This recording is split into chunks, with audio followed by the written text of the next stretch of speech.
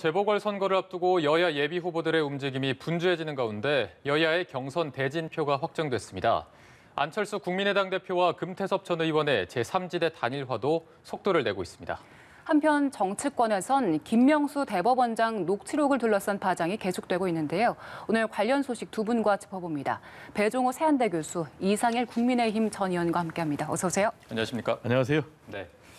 4.7 재보궐선거 얘기로 시작을 해보겠습니다. 어제 민주당이 이제 서울 부산시장 보궐선거에 나설 경선 후보를 확정했습니다. 서울시장 경선은 이제 박영선, 우상호 두 예비 후보 간의 양자 대결로 치러지게 됐는데 이 경선이라는 게 흥행몰이가 또 중요하지 않습니까? 그렇습니다. 민주당에서도 이 부분에 좀 집중을 하고 있는 것 같은데요. 그렇습니다. 그래서 이제 자체 예능 프로그램까지 기획을 하고 있다라고 얘기를 하고 있고요. 지금 이제 이번 4월 재보선 선거는 제가 볼 때는 크게 의미와 특징이 세 가지 정도로 정리가 될 것 같아요. 첫 번째로는 대선 전초전이다. 그게 무슨 얘기냐면은 이제 1년도 안 남지 않습니까? 네네. 그리고 이 결과에 따라서 특히 이제 서울시장 선거를 누가 이기느냐에 따라서 다음 정권의 향배도 크게 좌우될 수밖에 없을 것 같아요. 만약에 이번에 민주당이 서울시장 선거에 승리할 경우에는 국민의힘 같은 경우는 최근에 대선, 총선, 지방선거 포함해서 4연패를 했거든요. 그럼 이제 이것까지 패배를 하게 될 경우는 상당히 좀 집권이 어려워지는 것 아니냐라면서 보수 전체가 다시 한번 재편에 휘말릴 가능성이 굉장히 높고요. 반대로 이제 국민의힘에서 승리할 경우에는 집권 가능성이 열리면서 집권에 대한 기대감이 생길 가능성이 커진다라는 측면이 있고요. 두 번째로 이번 선거가 이제 보궐선거예요. 그러니까 준비 기간이 굉장히 짧잖아요. 그리고 또 보궐선거는 투표율이 낮기 때문에 굉장히 조직 선거가 중요한 그런 선거가 되거든요. 그런데 마지막으로는 이번에 이제 선거가 코로나 선거예요.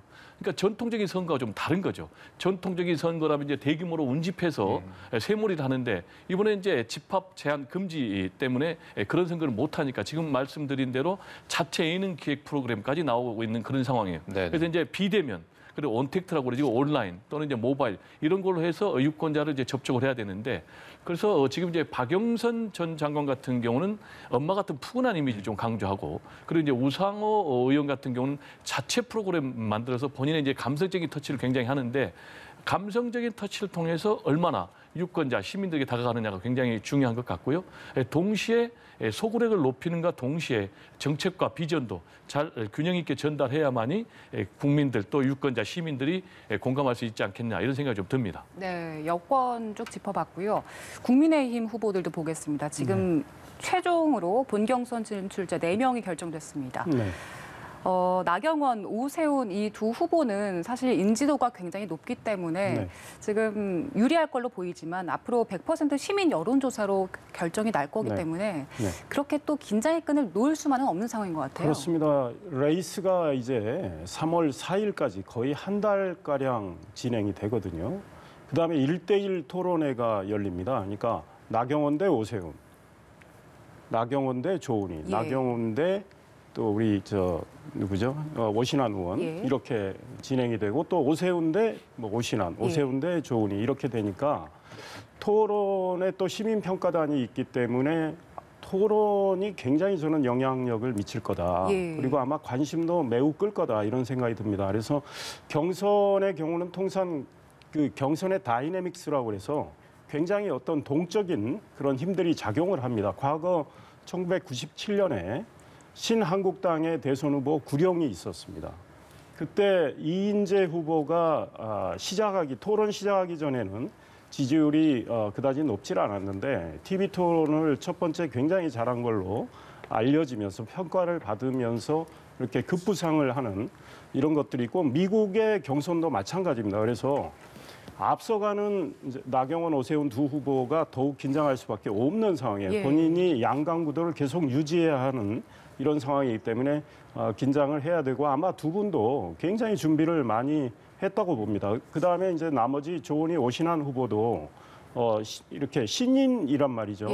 그런데 경험과 경륜이 있어요.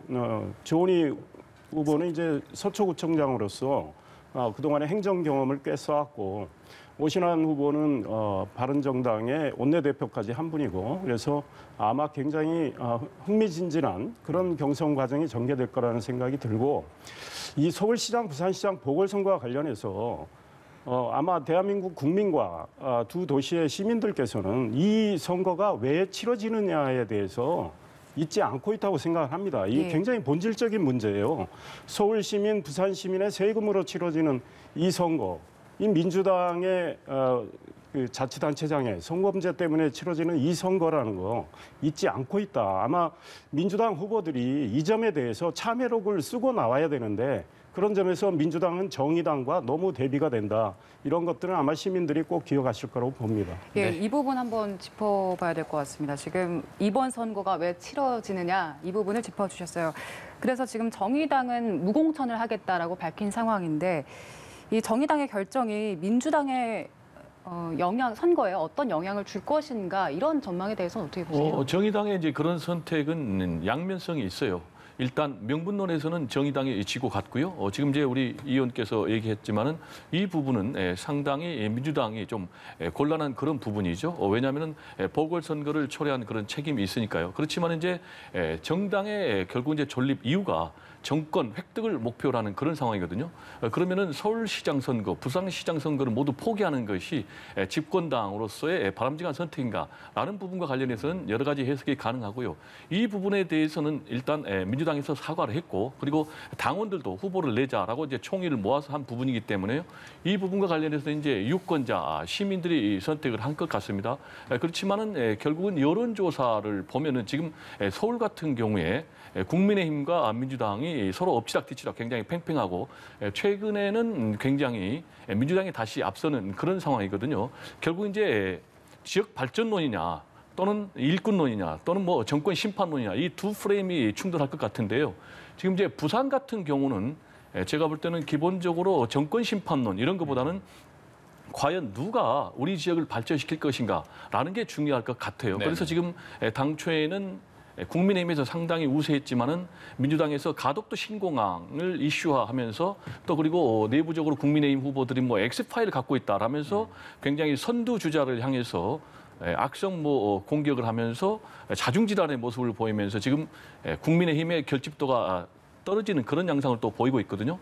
그리고 이제 서울 같은 경우도 민주당이 굉장히 또 약진하는 그런 양상을 보이고 있고 특히 이제 최근에 대규모로 대대적으로 주택 공급을 하겠다. 지금 80만 호가 넘는 이런 부분이 이제 결국은 어떻게 표심에 영향을 미치냐라는 부분인데 전국적으로는 제가 볼 때는 이번 선거 같은 경우는 보수와 진보 범보수가 결집하고 범진보가 결집하는 그런 1대1 대결 구도 양상이 되기 때문에 51대 49의 팽팽한 그래서 어느 누구도 승리를 장담할 수 없는 그런 선거가 되지 않을까 이렇게 전망을 합니다. 네, 알겠습니다. 자, 저희가 제3지대 단일화 부분도 한번 좀 짚어보도록 하겠습니다. 안철수 국민의당 대표 또 금태섭 전 의원의 단일화. 이 부분이 좀 순항이 될지 어떻게 보면 금 전 의원이 제안을 하고 안 대표가 받아들이면서 야권 전체의 그 단일화 큰 그림을 그리지 않았습니까? 이 단일화가 좀 아름답게 잘 될 수 있을지에 대한 시각도 많고요. 또 안철수, 금태섭 좀 어느 후보에 더 무게가 실린다고 보십니까? 일단 야권의 경선은 이제 투 트랙으로 진행이 되는 거죠. 이미 말씀드린 대로 국민의힘 경선이 네. 진행이 되고 그와 동시에 안철수 국민의당 대표와 무소속의 금태섭 후보 간의 이 단일화 과정이 또 진행이 된단 말이죠. 금태섭 후보는 큰 역할을 했다 이런 생각을 합니다.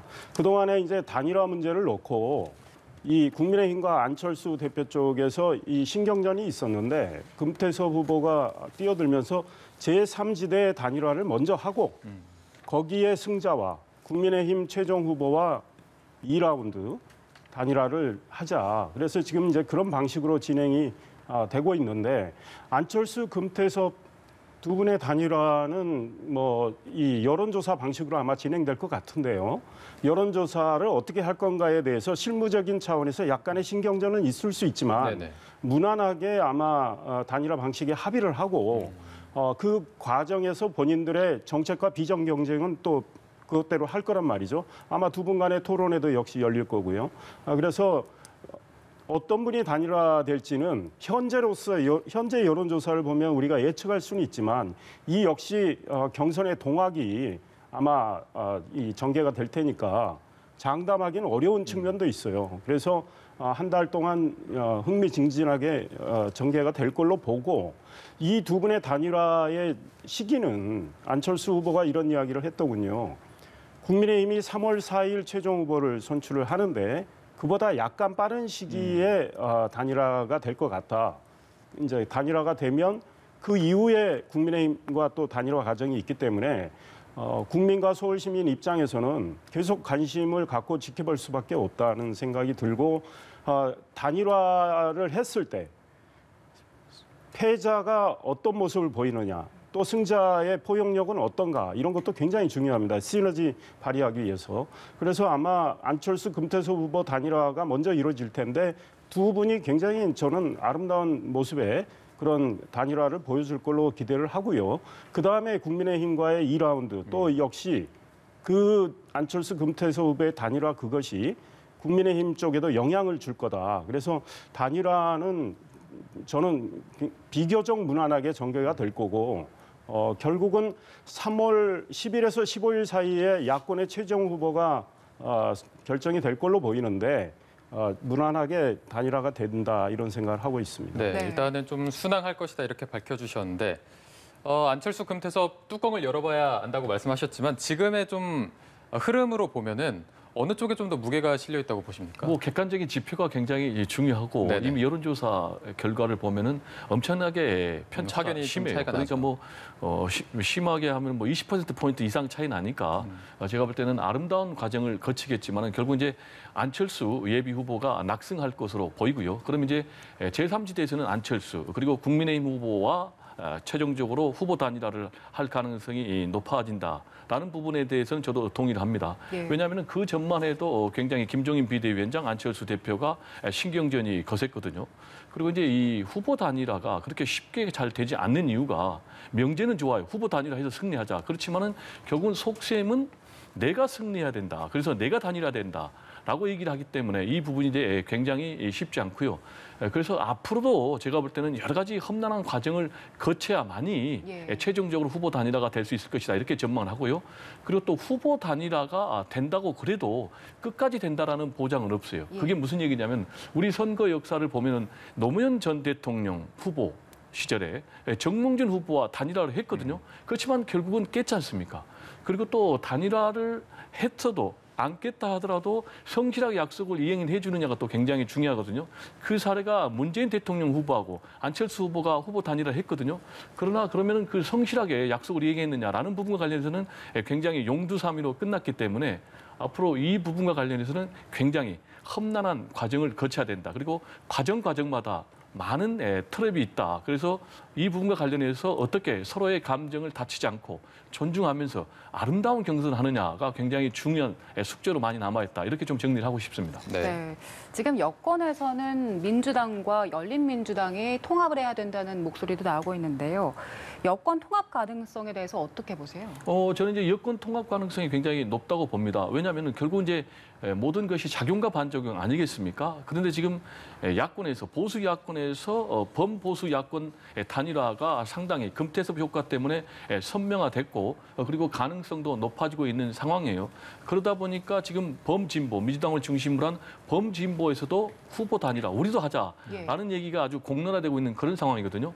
제가 볼 때는 범진보 같은 경우 단일화가 범보수보다 더 단순하게 그리고 쉽게 진행이 된다라고 봅니다. 왜냐하면 구도가 범보수 같은 경우는 지금 양자지대에서 A조, B조라고 지금 안철수 후보는 얘기하고 있습니다. 자신이 지금 선두니까 자신이 속한 조가 A조다라고 얘기하면서 양자조에서 후보 단일화가 돼야 되는데 지금 범진보 같은 경우는 아까 말씀 나온 대로 정의당이 후보를 무공천하기로 했어요. 예. 그러면 이게 이제 양면성이 있는 이유가 명분은 좀 그렇지만 실리는 상당히 민주당이 취하는 그런 결과가 나오게 됐어요.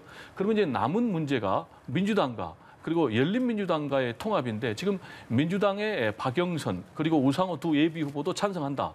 그리고 열린민주당의 김진애 그리고 예. 정봉주 두 예비 후보도 찬성한다. 그러니까 원칙적으로 찬성이 다 끝났다고 저는 봅니다.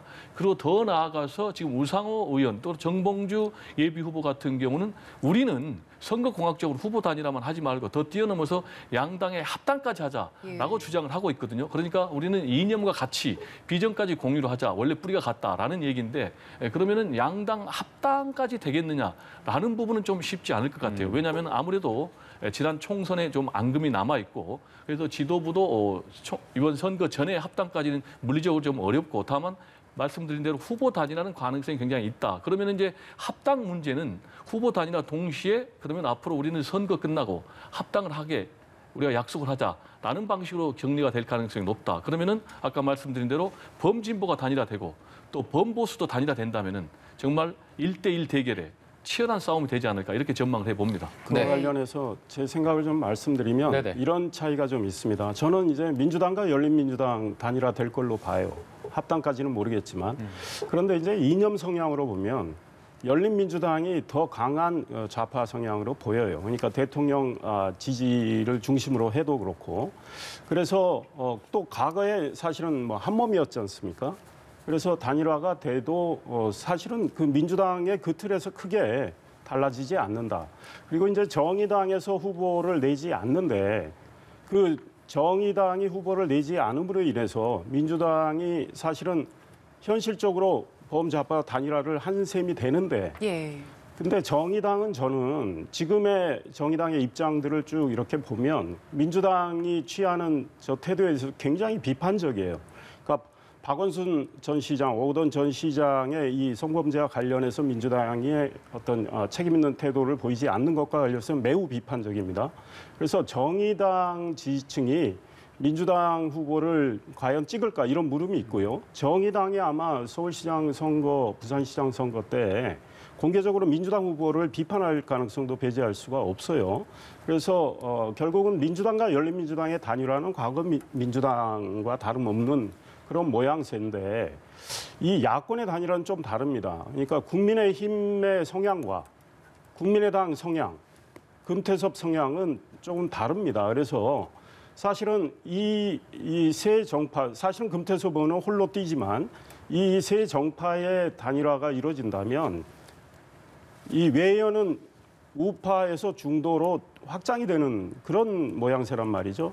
그래서 굉장히 중요한 건 지금 우리 국민들 또 서울과 부산 시민의 30% 정도는 본인 스스로 이념 성향을 중도라고 하는 경우가 많아요. 그래서 중도로 다가가는 이런 모습은 범야권 단일화가 좀 더 파괴력이 있지 않을까 이런 생각을 해봅니다. 예, 그러면 야권 단일화는 외연을 확장한다는 효과적인 측면이 있겠지만 여권의 단일화에 있어서는 정의당도 비판적일 것이고 그다지 파급력이 없을 것이다 이렇게 보시는 건가요? 지켜는 봐야 되겠지만 제가 이미 말씀드린 대로 그런 측면들을 우리가 간과할 수는 없지 않을까 이런 생각을 해봅니다. 예. 네, 근데 이제 알겠습니다. 범야권 단일화가 더 효과가 크다라고 단정하는 것은 예. 너무 지나친 편향적인 해석이기 때문에 제가 동의할 수 없고요.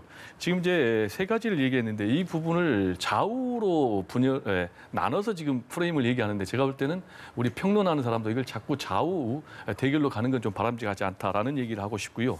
그리고 열린민주당과 그리고 민주당이 좌우 또는 뭐 급진적인 좌파 그런 개념이 아니고 뿌리는 같아요. 아시겠지만은 열린민주당과 민주당의 굳이 차이를 얘기하자면 열린민주당은 더 강하게 문재인 대통령을 지지한다라는 그런 것이기 때문에 그리고 특히 이제 정봉주 전 의원 같은 경우는 우리는 뿌리가 같다. 우리는 같은 형제다라고 얘기를 하고 있거든요. 그래서 이 부분을 갖고 이념적으로 양당을 갈라치게 하는 건 좀 맞지 않고요. 그리고 이제 정의당의 선택과 관련해서는 정의당은 얘기하신 대로 상당히 좀 진보적인 정당이에요. 근데 정의당에서 선택을 한다면 국민의힘 절대 선택할 수가 없는 거죠. 그래서 정의당에서 민주당을 선택하지 않는다라는 그런 해석은 제가 볼 때는 좀 상식적인 해석이 아니고요. 그리고 지금 범야권 단일화가 더 효과가 있다라는 근거로 중도로 외연을 확장했다라고 얘기를 하고 있는데 그 부분과 관련해서는 그러려면은 국민의힘에서 좀 합리적인 진보, 합리적인 보수, 달라진 보수의 좀 모습을 보여줘야 되는데 그런 행보가 좀 많이 보이지 않고 특히 이제 나경원 전 의원 같은 경우는 굉장히 강성 보수 전략을 쓰고 있거든요. 본인이 이제 경선에 승리하기 위해서. 그래서 제가 볼 때는 그런 전략을 가지고 만약에 경선에 승리하고 본선에서도 본인이 범보수의 단일화가 됐을 때 과연 이 의원께서 말씀하신 중도 외연의 확장 가능성이 있겠는가라는 부분과 관련해서 저는 개인적으로 상당히 회의적입니다. 예, 네, 알겠습니다. 저희가 보궐선거 얘기는 여기서 좀 마무리를 해보고요. 이번 주에 정치권에 또 큰 사건이 있어서 그 부분도 한번 얘기를 들어보도록 하겠습니다. 임성근 부장판사 탄핵 소추 또 김명수 대법원장의 일을 둘러싼 거짓 해명 논란이 계속되고 있는데 일단 야권에서 국민의힘 측은 김명수 대법원장 사퇴하라 이런 입장이고 김종인 위원장도 비난을 쏟아냈거든요. 네. 어떻게 보십니까? 김명수 대법원장 아마 주말 지나고 월요일이 다가오는 걸 걱정하실지 모르겠어요. 출근할 때마다 기자들이 계속 묻지 않습니까? 대한민국 사법부 수장으로서 정말 이 체면이 깎인 그리고 사법부의 독립을 누구보다도 지켜야 할 분이 사법부 독립에 대해서 본인의 사고, 인식이 어떻다는 걸 그 소위 녹취록을 통해서 다 드러났습니다. 지금 판사들이 익명으로 게시글을 올리고 있지 않습니까? 2판, 4판에 보면 정말 김명수 대법원장 엄청난 치욕을 느껴야 될 겁니다. 그래서 자리 보전, 도저히 저 같으면 자리 보전할 수가 없겠다. 만약에 양심이 있다면 지금이라도 물러나는 게 그나마 속죄하는 길이 아닐까 이런 생각이 들고, 저는 그 임성근 부장판사가 녹음을 하고 이제 공개는 하려고 할 생각은 처음에는 없었어요. 김명수 대법원장이 거짓말을 했기 때문에 공개를 한 건데, 녹음을 했던 행위에 대해서 제가 두둔할 생각은 전혀 없어요. 그러나 민주당은 지금 본말 전도입니다. 녹음한 게 더 문제인 것처럼 이야기하는데, 우리 국민들 또 법원에 있는 판사들이 지금 충격적으로 느끼는 것은 김명수 대법원장이 임성근 부장판사에게 한 이야기 있지 않습니까? 그 이야기를 보면 본인은 탄핵에 대해서 찬성하지 않는다는 취지의 이야기를 합니다. 그러나 당신 사표를 내가 수리하면 여당이 탄핵을 추진하는데 내가 비난받지 않겠느냐, 여당이 탄핵을 추진하지 못하게 되는 거 아니겠느냐, 이 판단, 사법부 수장이 사법부 독립에 대한 정말 정확한 인식이 없이 권력의 눈치를 보면서 본인의 일신의 영달과 본인의 자리 보전을 하겠다는 이런 것들이 드러난 이 말씀이 너무나 충격적이어서 김명수 대법원장은 물러나야 돼요. 게다가 국민 앞에 또 버젓이 거짓말을 하지 않았습니까? 나는 네네. 그런 적이 없다고. 네. 그래서 녹취록이 드러난 거고 녹음 파일이 드러난 건데, 이런 상황에서까지 물러나지 않겠다고 아마 야당 의원들한테 이야기를 하는 것 같은데, 김명수 대법원장 앞으로 모든 권위가 상실이 되고요. 법원 게시판에 이런 말도 있더군요. 윤석열 검찰총장의 반의 반만 해라. 이런 말까지 나오는 상황입니다. 네네. 네, 일단 저희가 이 부분에 대해서는 충분히 들어본 것 같고요. 임성근 부장판사에게 민주당은 비난과 하사를 쏟고 있습니다. 일단 인성도 탄핵감이다, 이런 이야기를 하고 있거든요. 여기 주장에 대해서는 어떻게 보세요? 상당히 충격적이죠. 네. 왜냐하면 두 분이 인간관계가 있어요. 선후배 사이고 또 산악회 회장도 주고받은 그런 사이더라고요. 그런데 본인이 불리한 상황에 처하니까 몰래 녹취를 했고 또 그걸 폭로까지 했단 말이에요. 그러면 그 인성이랄까 인격이랄까 이런 부분이 굉장히 이제 충격적이고요. 두 번째로는 이분이 평범한 법관이 아니에요. 고위직이에요. 서울중앙지법 형사수석부장판사라는 직은 차관급에 해당이 되거든요. 이런 법관, 특히 이제 고위 법관의 직업 윤리는 더 높아야 되는데, 본인이 이제 자신의 어떤 이익을 위해서 몰래 녹취까지 하고 그걸 또 폭로까지 한다? 이런 부분에 대해서는 결국 이제 전체 사법부의 신뢰를 더 떨어뜨리는 그런 상황밖에 없고요. 그럼 이제 이분이 왜 몰래 녹취를 했는가? 이 부분이 굉장히 중요한 본질이라고 저는 생각을 합니다. 이분 같은 경우는 아시겠지만은 헌법을 위반한 행위를 분명히 했습니다. 재판에 개입을 했습니다. 그래서 판결문을 고쳤습니다. 그래가지고 1심 법원에서 이건 명백한 헌법 위반 행위다라고 명시를 6차례나 했어요. 그러다 보니까 본인이 탄핵 위기에 봉착을 한 거예요. 그러니까 탄핵 당하기 전에 얼른 사표를 내서 본인이 도망가자라고 했기 때문에 면담을 요청해서 사표를 수리해달라고 한 거예요. 이게 이제 본질이고, 그러면 이 과정에서 김명수 대법원장이 거짓말 파문을 만든 것은 굉장히 부적절한 거죠. 그러면 이분은 왜 이런 부적절한 처신을 했을까? 한마디로 사법 개혁에 대한 소신이 부족한 거예요. 상황을 모면하기 위해서. 그러면 어떻게 했어야 되느냐? 원칙론을 얘기를 했어야 돼요. 임성근 부장판사, 당신은 현재 사법농단과 관련해서 재판이 진행 중인 사람이다. 그리고 탄핵 가능성이 있는 사람이다. 따라서 사표를 수리할 수 없다라고 원칙론을 얘기해야 되는데, 인간관계 속에서 상황론으로 모면하려는 이런 부분, 그러다 보니까 엄청난 위기에 봉착한 이런 상황인데, 네. 그러면 이번 사건의 본질은 뭐냐? 다시 돌아와서 헌법을 위반한 판사들에 대해서 한 번도 단죄를 못했어요. 우리 역사가.